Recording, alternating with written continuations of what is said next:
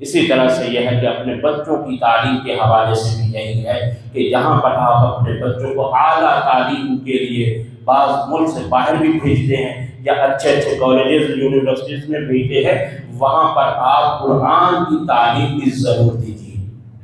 جتنے بھی آپ کے احباب ہیں ان سب کے لیے اور خصوصاً اپنے بچوں کے لیے قرآن مجید کی تعلیم ضرور دے دیے۔ فرض کیجئے کہ آپ نے بڑی اعلیٰ تعلیم اپنے بچوں کو دے دی، باہر سے بھی پڑھ کر آ گئے، لیکن آپ کے انتقال کے بعد وہ ساری کتابیں لا کر قبر پر پڑھنے کوئی ثواب نہیں ہے۔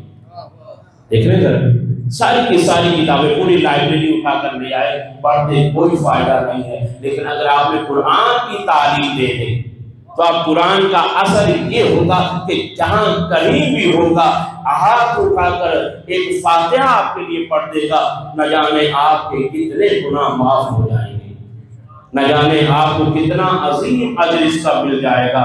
تو یہاں پر یہ ہے کہ اپنے عظیم بچوں کو بھی ضرور دینی تعلیم بھی دے اور بالخصوص قرآن مجید کی تعلیم بھی دے۔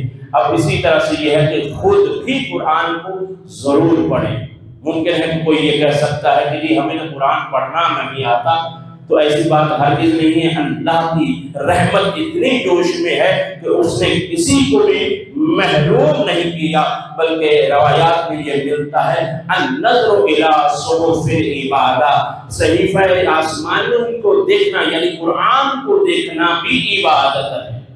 آپ توجہ فرما رہے ہیں؟ آپ نے یہ تو حدیث مبارکہ سنی ہوئی ہے نا، النظر الی وجہ علی ابن ابی طالب عبادت، علی کے چہرے کو دیکھنا عبادت ہے۔ تو اسی طرح سے یہ ہے کہ قرآن کو دیکھنا بھی عبادت ہے۔ تو اس میں عزیزوں کوئی تعجب والی بات نہیں۔ یہی قرآن جو ہمارے سامنے ہے، اس حقیقی قرآن کا ایک طرف معرف کا جملہ ہے وہ لے لیجیے گا، اسی معرف اور حقیقی قرآن کی ایک تجلی ہے جو حروف میں لپٹا ہوا ہے، جو حروف لباس حروف پہن کر ہمارے سامنے ہے، جو قرآن ہمارے گھروں میں ہے، ہماری مسجدوں میں، یہ حقیقی قرآن کی ایک تجلی ہے۔ حقیقی قرآن کیا ہے؟ حقیقی قرآن وہ ہے کہ جس کے بارے میں خود قرآن بھی کہتا ہے لو انزلنا ھذا القرآن علی جبل لرأیتہ خاشعا متصدعا من خشیۃ اللہ، اگر ہم اس قرآن کو پہاڑوں پر نازل کرتے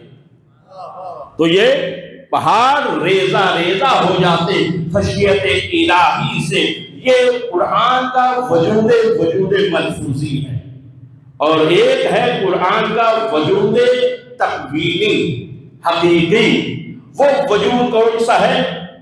اللہ جوادی آمری فرماتے ہیں وہ اہل بیت علیہ السلام کا وجود حقیقی ہے، وہ ان کا وجود ہے کہ جو اس اعتبار سے قرآن کی تجلی تکوینی ہے۔ اسی وجہ سے یہ ہے کہ جب میرے مولا کعبہ میں آئے تو اس آیت کا مثال بن گئے کہ اگر ہم پہاڑوں پر نازل کرتے پہاڑ ریزہ ریزہ ہو جاتے۔ سلامت رہیے۔ تو اب یہ ہے کہ عزیزوں اس قرآن کو، اور پھر یہ ہے کہ اگر آپ علی والے قرآن نہیں مانوس ہوں گے قرآن سے تو پھر کون ہوگا؟ ذرا روزہ پریشان تو نہیں کر رہے ہیں؟ سلامت رہیے۔ یا علی، میں پڑھنا کچھ اور چاہ رہا تھا لیکن اب محرم سے کچھ اور پڑھوانے لگے، ذرا دیکھیے گا۔ علی والے جو ہیں وہ قرآن سے نہیں مانوس ہوں گے تو پھر کون ہوگا؟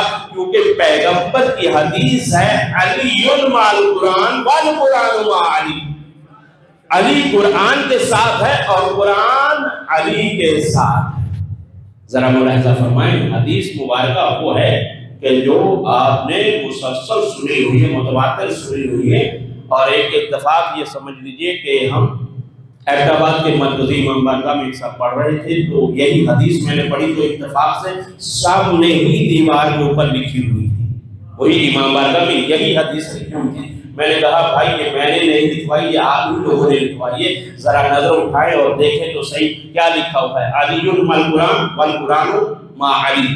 اور یہ ہماری کتابوں کے اندر تو ہے ہی ہے، لیکن جو اس کا حوالہ دیا جاتا ہے وہ ہے مستدرک علی صحیح ہے، یہ کتاب حاکم نشابوری کی، پڑھے لکھے حضرات تشریف فرما ذرا توجہ فرمائیں گے، حاکم نشابوری کی مستدرک علی صحیحین، یعنی صحیح بخاری صحیح مسلم جو مستدرک کرنے والی کتاب ہے، اس کتاب کے اندر یہ حدیث ہے علی مع القرآن والقرآن مع علی۔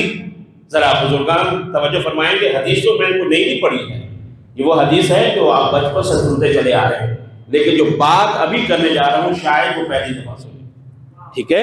حدیث آپ نے سنی ہوئی ہے، اور کبھی توقع یہ نہ رکھا کریں کہ پڑھنے والا کوئی نئی حدیث پڑھے گا، کوئی نئی آیت پڑھے گا۔ بھائی 1400 سال پہلے آیت نازل ہو چکی ہے، حدیثیں آ چکی ہیں، اب اس میں کوئی اضافہ نہیں ہو سکتا، لیکن فہم کا دروازہ تو کھلا ہوا ہے، اس کو سمجھنے کا دروازہ تو کھلا ہوا ہے، اور ہر آنے والا اپنے انداز میں اپنے رنگ میں سمجھتا رہے گا۔ تو اب یہ حدیث حاکم نشابوری نے لکھ تو دی، لیکن سوال یہ ہے کہ یہ حدیث آپ نے لکھی تو ہے، اس کے اوپر غور بھی کیا، توجہ بھی کی ہے کہ آپ نے یہ حدیث جو لکھی ہے، ذرا اس کے اوپر توجہ فرمائیں گے، اس کو کیا کہیں گے، فقاہتی نظر سے کہنا چاہتا ہوں، اجتہادی نظر سے سمجھانا چاہتا ہوں اس بات کو کہ آپ ذرا غور فرمائیں کہ علی مع القرآن والقرآن مع علی۔ پہلی بات تو یہ ہے کہ جب یہ میں کہہ رہا ہوں کہ میں مائک کے ساتھ ہوں، تو اس کا لازمہ کیا ہے؟ اس کا لازمہ یہ ہے کہ مائک بھی میرے ساتھ ہے، تو دوسرے جملے کی ضرورت نہیں ہے، لیکن تاکید ہے اس بات کی کہ یہ کہا جا رہا ہے پیغمبر دیکھیے اپنی طرف سے کوئی چیز کا اضافہ نہیں کرتے، یہ تو معلوم ہے نا، پیغمبر وما ينطق عن الهوى ان هو الا وحی یوحی کا جب اصلاح ہے تو اپنی طرف سے کوئی اضافہ نہیں کر رہے، اس کا کوئی مطلب ہے تبھی تو بیان کر رہے ہیں۔ علی مع القرآن، یعنی جیسے یہ کہا جائے کہ میں مائک کے ساتھ ہوں، مائک میرے ساتھ ہے۔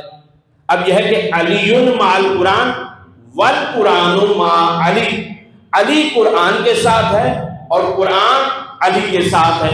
یہ بات تو میں نے عرض کر دیا کہ وہ ہے کہ جو آپ مسلسل سنتے چلے آئے، لیکن اگر آپ اس پر توجہ فرمائیں ذرا ایک آدمی ہے، ذرا بزرگان توجہ ہے، پریشان نہیں ہوگا، نتیجہ ایک خوبصورت دینے جا رہا ہوں، ضرور آپ سے دعائیں لینا چاہتا ہوں، ٹھیک ہے؟ ذرا دیکھیے گا درس صحیح سنا رہا ہوں، درس سنانا چاہ رہا ہوں بزرگوں سے، اور دعائیں لینا چاہتا ہوں۔ وہ یہ ہے کہ علی مع القرآن والقرآن مع علی، آپ ذرا غور کریں، علی مع القرآن والقرآن مع علی، یہی انداز ہے۔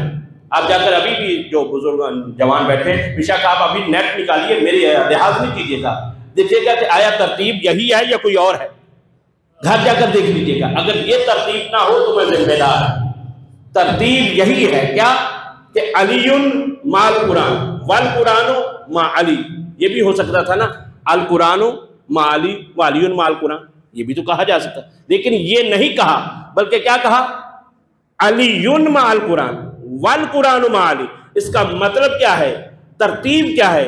ترتیب اس کی یہ ہے، عزیزو ذرا توجہ کر لیجیے گا، ترتیب اس کی یہ ہے کہ اس کے اول میں بھی علی ہے، آخر میں بھی علی ہے۔ اللہ اکبر، اللہ اللہم صلی علی محمد۔ اس کے ابتدا میں بھی آپ دیکھیے، اول میں بھی علی، علی مع القرآن والقرآن مع علی، یعنی اول میں بھی علی ہے، آخر میں بھی علی ہے، درمیان میں قرآن ہے۔ اللہ اکبر، اللہ اکبر۔ اب یہ قرآن کیا ہے؟ ابھی تو آپ نے سنا کہ اگر ہم اس کو پہاڑوں پر نازل کرتے، پہاڑ ریزہ ریزہ ہو جاتے، پھر اس کے بعد کیا ہے قرآن کا دعویٰ؟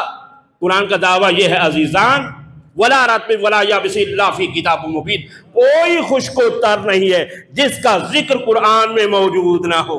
توجہ فرمائیں گے، کوئی بھی خشک و تر ایسی شے نہیں ہے جس کا تذکرہ قرآن مجید میں موجود نہ ہو۔ تو اب آپ نے دیکھا اول میں بھی علی، آخر میں بھی علی، درمیان میں قرآن، اور قرآن میں ہر شے کا ذکر ہے، اور قرآن میں ہر شے کا ذکر ہے۔